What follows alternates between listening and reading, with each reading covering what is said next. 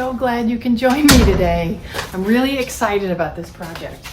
It's actually something I've been doing in my neighborhood to do something nice for the kids who are home with their parents and bored.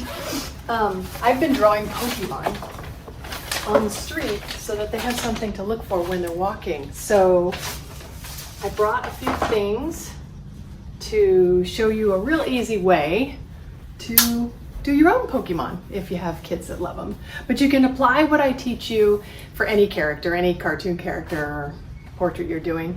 I'll give you some tips and we'll just have a good time today.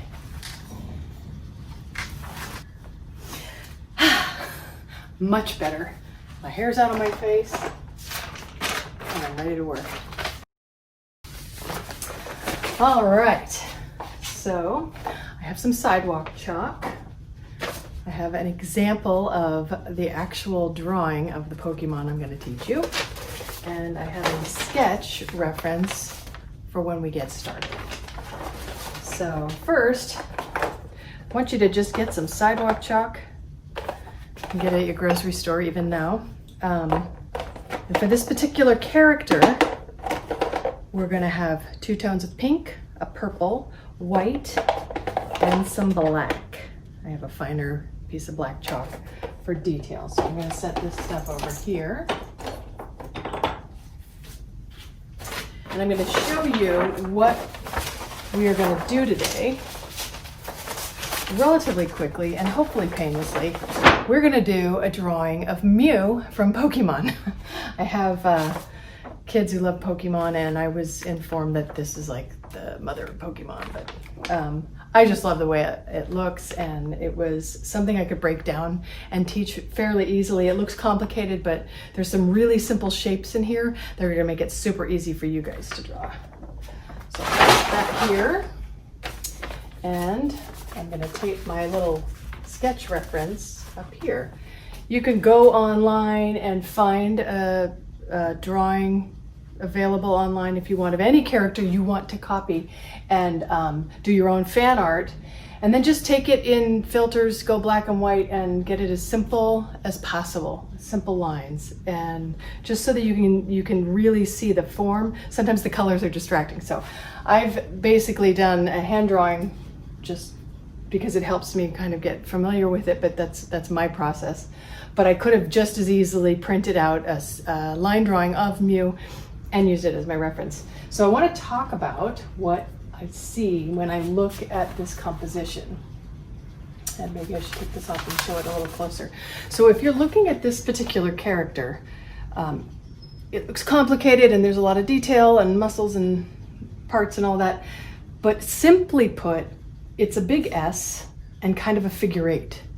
And so if we start in the simple and then work our way up to the complicated, it gets less and less intimidating every time you add a layer. So let me show you how it's done. I like to take the medium color of any of the Pokemon characters I do and establish their shape. So I can always break them down into simple mathematical shapes, and that helps me draw them. So I'm going to take this pink and I'm just going to do a big S. This establishes the dynamic shape of your character. And in this case with Mew, his tail or her tail is so much the dynamic shape. And then in it, I'll put this big figure 8, right? Now he's a little pear-shaped in the bottom, so I'm honoring that, but it's a figure 8 and a big S. That is Mew in a nutshell. Then for me, I find the shape with the chalk. There's lines that aren't part of the drawing. I'm not worried about those. I'm just trying to get myself familiar with the general shape of the character and fill it in. And then I'm going to take the edge of my chalk here, and I see already, and it's totally fine because I can wipe it away, I see where I missed an opportunity because the tail doesn't finish that low. It finishes more in the lower third of the figure 8. So I'm just finding the shape itself. I'm gonna sort of allude to the top of the tail And then I'm going to find one foot and another. If you look, one of them is longer than the other. And then these arms are just these little guys, right? So that quickly, you're already starting to see Mew himself take shape. I'm gonna move this out of the way so he doesn't put a shadow and then I miss something. So that's step one. Find your form, find the simplest shapes in your form, and then sketch it out with one of the middle colors of the character. Now this is a slightly lighter pink, and this is the pink that's gonna be more of the highlights and where the character is actually, the light is supposed to be hitting the character to give it form. So for instance, the shape that I drew wasn't quite as much of a football as it is in the actual character, so I'm kind of correcting that with this lighter pink. And then I'm indicating this portion of the nose, because it kind of has this nose going on. And then the character's very cat-like and has ears like a cat. That's what I always thought. And the tail is a little bit more substantial than I originally drew it. So I'm just kind of taking it and finding where is this character going. And I'm also going to keep in mind that once my sketch or my reference drawing or anything else goes away, my piece is going to stand alone, and for whoever I'm doing it for, if they like the character and you get the general shape and the features in the right place, it sells, it's good, and you'll look like a drawing hero. So I'm going to continue to sort of find what it is that I think this character needs and define outlines. And again, you can see lines that I've indicated that I probably am not going to make part of my drawing, and I'm not worried about it. I'm not going to worry. It doesn't matter right now, and you'll see why.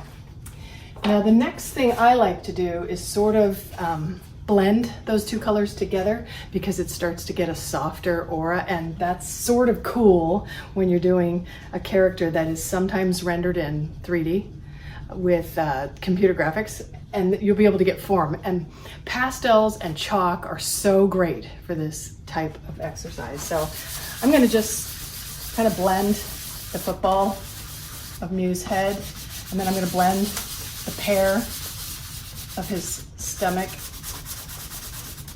and his legs, and then I'm going to blend these feet that are hanging down, and then I'm going to actually blend the tail too. The other thing this does is it kind of takes some of the chalk away. If you're sensitive to dust, Sidewalk Chalk is non-toxic. It's a better way to go for you. If there's something that's really bugging you, you can just take a rag or a paper towel, if you're one of the lucky ones with excess paper towels, and just get rid of things that you don't want to be as prominent. If you feel like you overdrew it, you can do it at this stage if you wish. You can do it later. I'm doing it now just because I wanted to show you by example how you can do it and how easy it is to get all that to just go away. It's cool. So the next thing that I like to do is find shadow. And you can see in my original sketch, I found the shadow in black. But the first thing I like to do is do a shadow that's softer and more like an impressionist would have done. They never used black in their palettes, or very seldom. They actually weren't. That was the thing with impressionist artists. And so I want to find just those little bouncy areas where the character would be in shadow. And again, you can look at a reference, because there's different angles that this character is going to exist in online or in books. I chose this posture because I really loved it. And so, as you can see, Mew's starting to take shape. Then the other thing, there's shadow, and then there's highlights. And in the case of this particular character, you want to imagine that that little football head has contour to it. And if the light is coming this way and shadowing his belly and his feet and his under his neck, then it's going to highlight things like this, right? Like it'll highlight his belly and this one thigh, maybe a little bit here. Definitely his toes, because they're prominent to the rest of his body. He has really long kind of kangaroo feet. So I'm basically finding the form of the character in a very forgiving way. If I don't like something, all that I have to do is either take the rag that I have, or in the final steps, you're going to see how easy it is to ignore some of that scumbling in the background. It enhances your drawing anyway, especially when you use paper that has color to it, like this brown craft paper. The chalk really pops and sells it half the way. The eyes can be tricky, so I like to just bring in the whites of the eyes and find their shape. They can be tricky, so if I start with the white and I make a mistake, it'll be easy to just put pink over it and find it. But I like to see what shape I think works, compare it to the reference before I commit to the black outlines. And I think I kind of like that. In the case of this character, it has kind of wide set eyes and the shapes are not the same.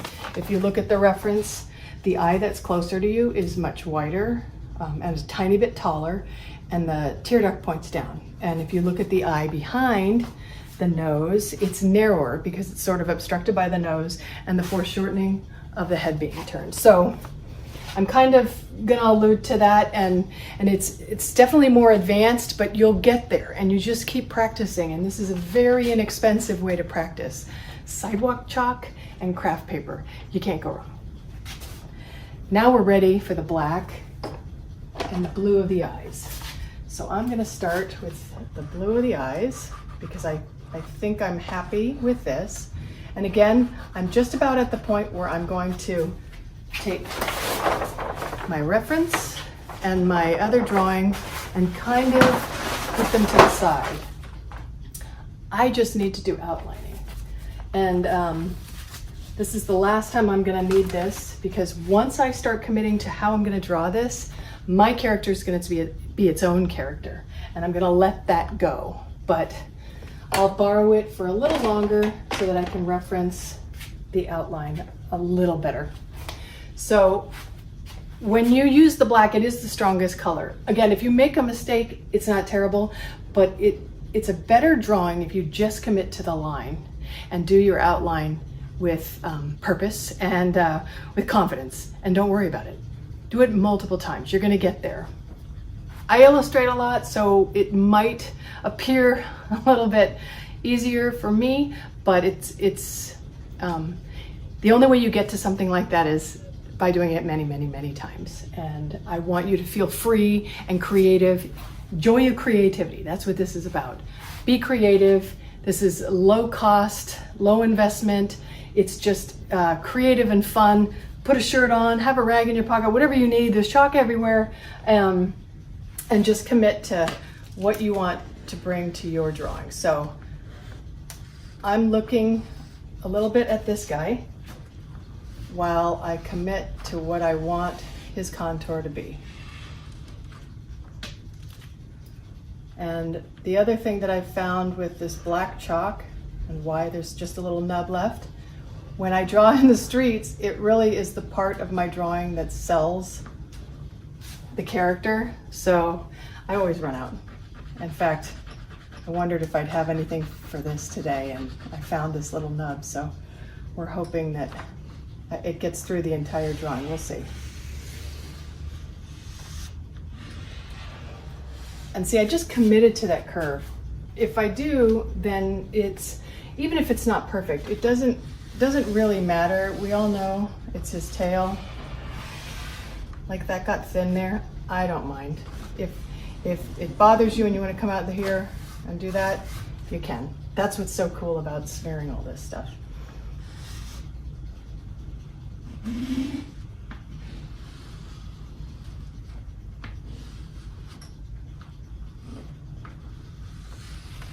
But it's about finding the form and letting yourself enjoy the process.